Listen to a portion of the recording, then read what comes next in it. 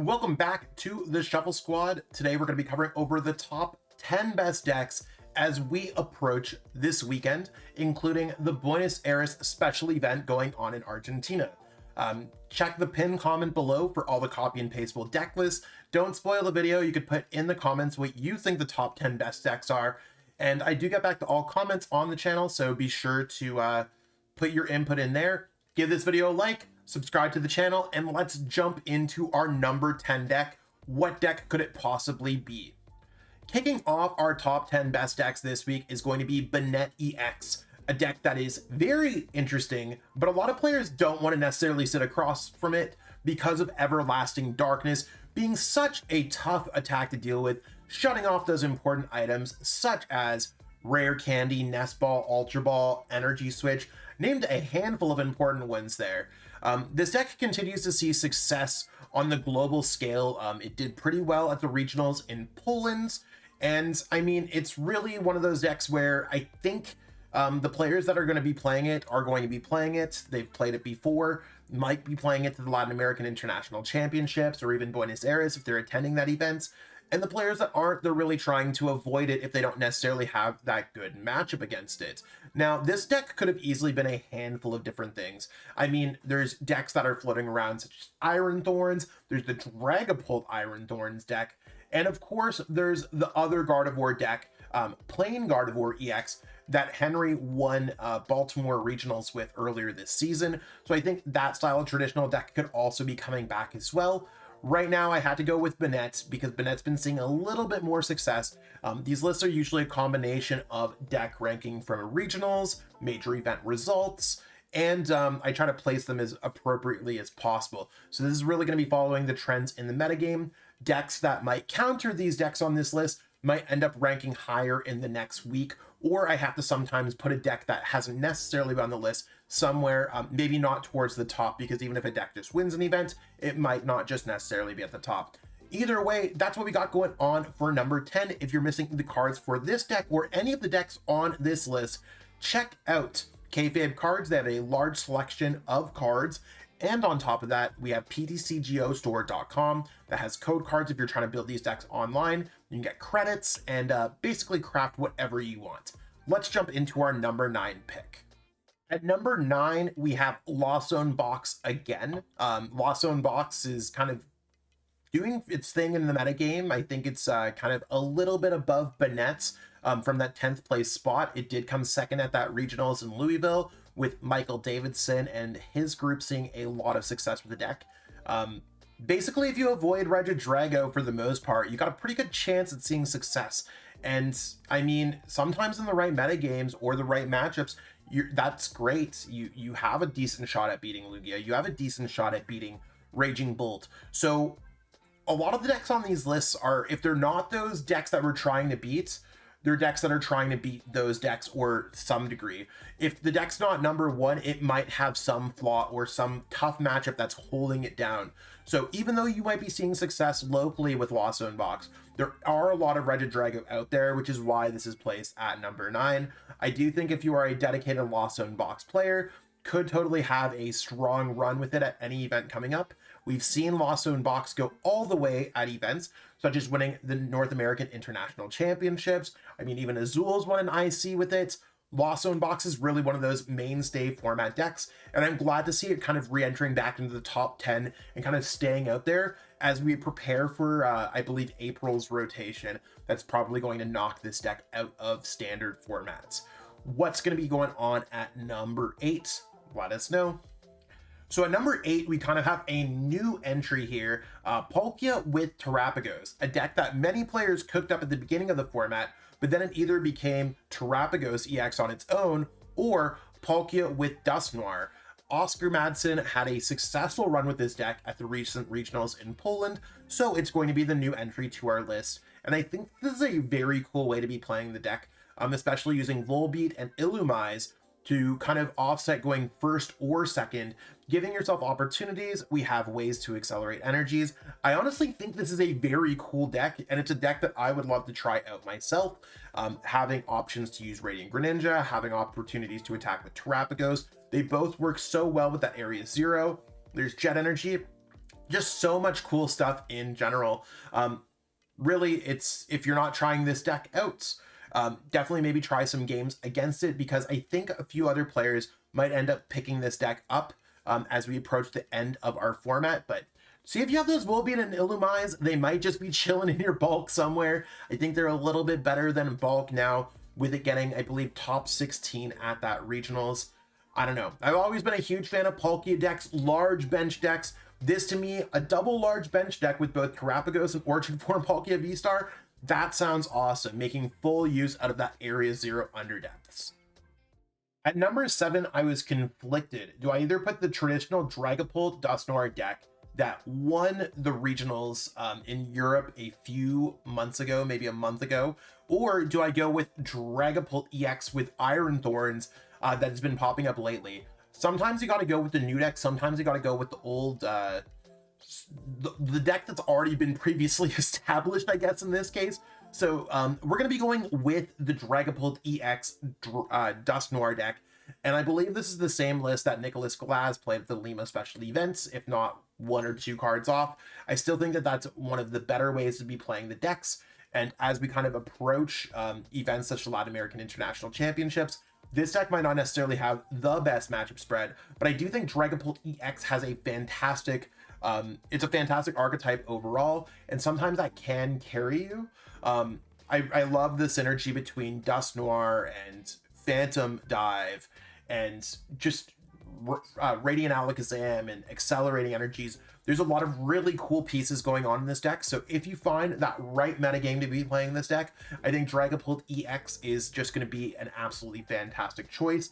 And I think this is kind of where we get into the video where I believe the top 10 breaks into 2 pieces. We have the decks that are below the top 10, probably the 11th, 12th, 13. Those are the decks that are almost always in the top 10.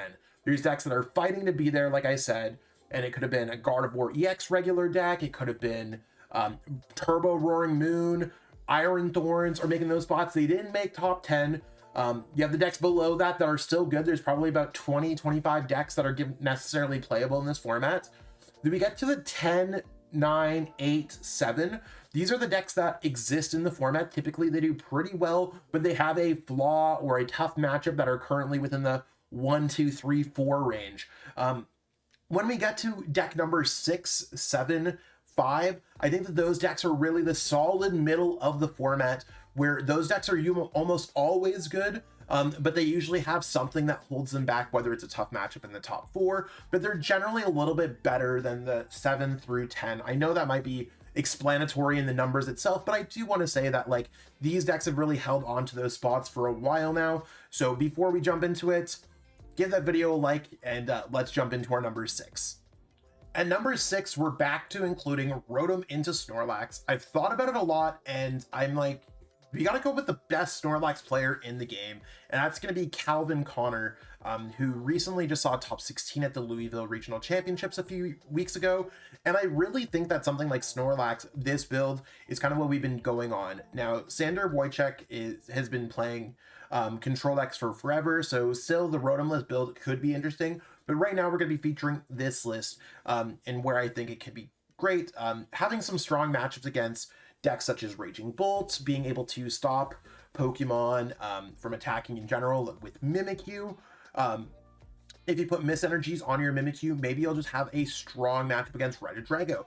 I think Snorlax can honestly adapt to the metagame better than most other decks in format, and that's what makes it such a potent competitor. It really just has fantastic matchups across the board, and as long as you're able to appreciate and tech for those matchups. The Lugia matchup, not so great. If you see some Lugias, it's going to be a tough time, but right now, Snorlax seems incredibly powerful as we appreciate and approach other tournaments.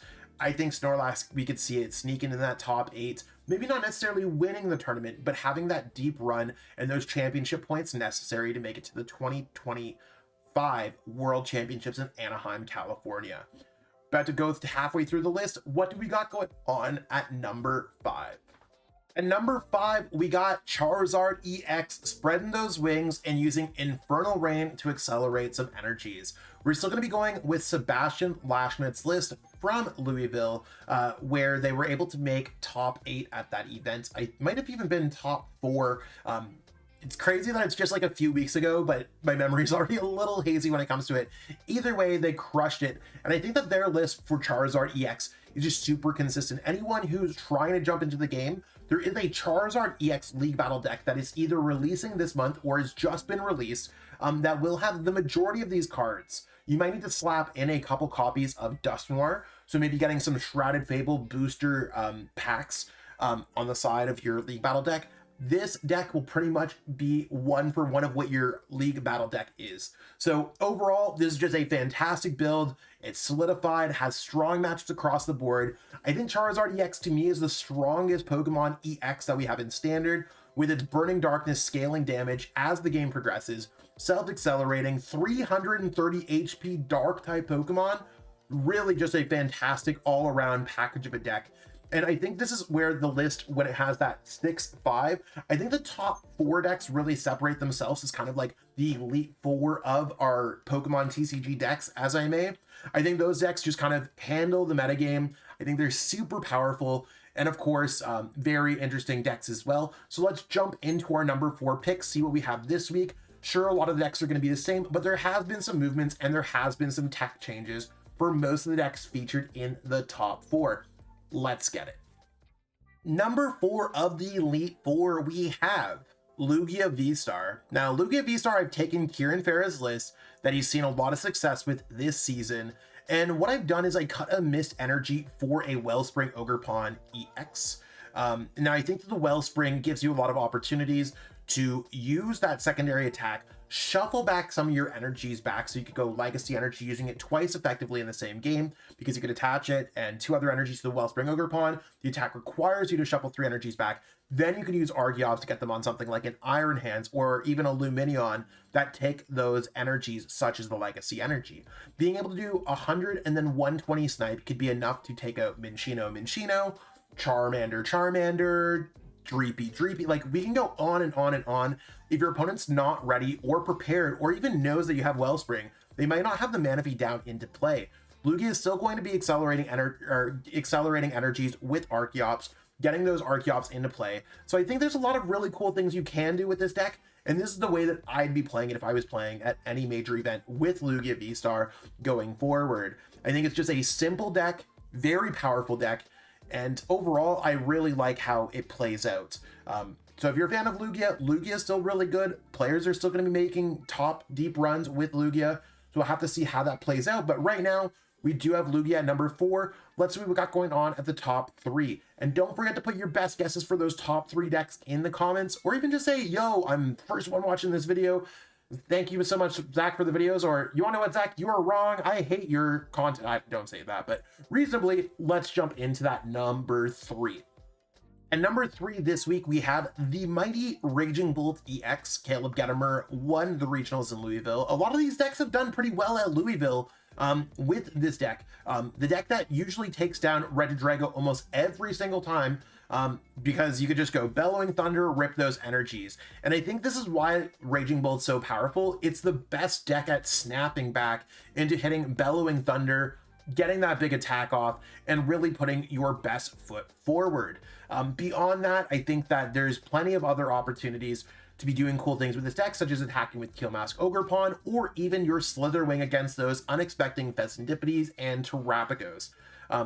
The build that Gettimer had is absolutely fantastic. I love the triple Bravery Charms, giving yourself that little bit of extra HP. We have seen a few other top players play Lost Vacuum and Jamming Tower in their deck, so do be careful about that. But overall, I think we have a very powerful list that has seen success. And if you are looking to try to see success with Raging Bolt, this is where I'd be looking at. So Raging Bolt continues to impress. It's a deck that I didn't necessarily think was going to be top 3. I never thought it was going to necessarily get to that level, but it is so powerful. Let's see what we got going on at our number 2 choice. Looking at our number 2 deck, we have Terapagos EX, and we largely have Tord Rekliv and a handful of other players to thank for that. Tord took it all the way to a 2nd place regionals at the Gdansk regionals. I'm probably butchering that name, in Poland. And I mean, we saw a few other top players playing the deck, such as Caleb Rogerson making top 16 with the deck as well. I do think I like the build of Caleb Rogerson's a little bit better than I currently like the Tord build. Tord build, certainly with those Bufalons, can be quite powerful against a Regidrago VSTAR. However, at the same time, I feel like Manaphy almost solves that issue as well. Bufalon is it's an interesting choice on whether you want to include it, but it does take an extra space. Overall, I think that Terapagos EX, it's just one of those great decks that you can be turbo aggressive with, like Raging Bulls, but you also have the room for all these cool cards such as Noctowl, Fan Rotom, that make your deck a little bit more consistent, and of course, Dusknoir and Pidgeot that can really make for some exciting plays. With razor thin supporter lines of one Boss, one Colress, his Tenacity, one Briar, one Thornton, there's plenty of options that you can search out with either Noctowl or with Pidgeot, giving yourself a lot of advantage over your opponents. I think that we will see more Terapagos being played over the next couple weeks as we see the Buenos Aires Special Event, the Latin American International Championships, and maybe even all the way in Sacramento in our new Surging Sparks format. Stay tuned for more great content with Terapagos. I think I'm actually releasing a full 5K word article on our Try Metafy page, so if you haven't got a chance to check that out, check out the description. But it's not our number one deck. Sure, you might be able to guess it, but what is our number one deck? Let's jump into it. The number one deck of the week is going to be Regidrago VSTAR, and we have Alberto Conti's list. Now, Alberto decided to say goodbye Noctowl, no more Noctowl, let's add an additional Earthen Vessel, and let's add an Iono to give ourselves some opportunities with Iono to maybe disrupt our opponent a little bit more, and of course have those better Earthen Vessel starts that might allow you to get that Teal Dance off, that energy switch off, whereas you don't always make Noctowl, it doesn't always get off the ground. I think that this kind of back to basics list is so powerful, and Alberto saw so much success last year with Dragon type Pokemon. I feel like they just truly understand the archetype. As we continue to go forward in our format, I think some of the best players in the game have defaulted on playing Regidrago VSTAR, and I think that's not going to necessarily change until we see prismatic evolutions all the way in January.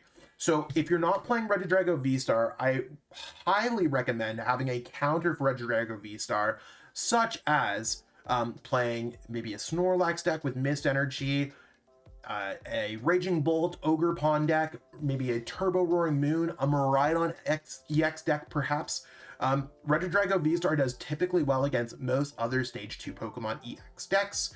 It is very powerful even against some of those other turbo 2 prize card decks like Bolts and stuff. Like, it can still win against those. It's undeniably the best deck in format right now. So as we kind of look through the formats, see exactly what's going on, got Regidrago on top, might just be on top next week as well, but we'll have to see how things go at the Buenos Aires Special Event. That being said, let's close things out for the rest of this video. And that's what we got going on for our video today. We have another week with Regidrago VSTAR on top. Some decent movement when it comes to this list. A few card changes for a lot of the top decks. But as we're the last weekends of our Stellar Crown format, and Surging Sparks isn't really adding too much into our format, at least for other cards, looks like we're going to be in a similar format until we get Prismatic Evolutions out in January. So stay tuned for more updates. We're going to have lists going from the Latin American International Championships in a couple weeks, preparing for Sacramento, and any other event that you're preparing on, whether it's a local event, a League Cup, League Challenge, a major event, anything. If you haven't already given this video a like, totally it would be appreciative. It does help boost the YouTube algorithm, alongside with a comment. Even if you're like, hey, I love the video, I love the content, sup Zach, anything like that does help boost the YouTube algorithm. Double check to see if you're subscribed. About half of our subscribers have not, or half of the people who watch our channel have not subscribed. Until then, I will catch up with all y'all later. Peace out and have a great one. Want to support the Shuffle Squad? Be sure to check out all of our sponsors in the description to pick up Pokemon TCG singles, sealed, and PTCG live codes.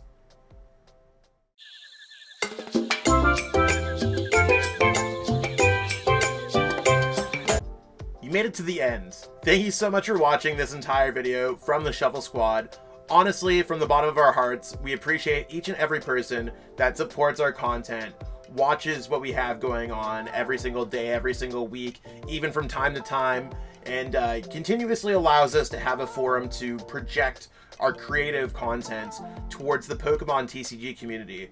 So if you haven't already, be sure to give this video a like, subscribe to the channel, and even leave a comment to help boost the YouTube algorithm. That being said, we'll catch you with our next video. Thanks again. Take it easy.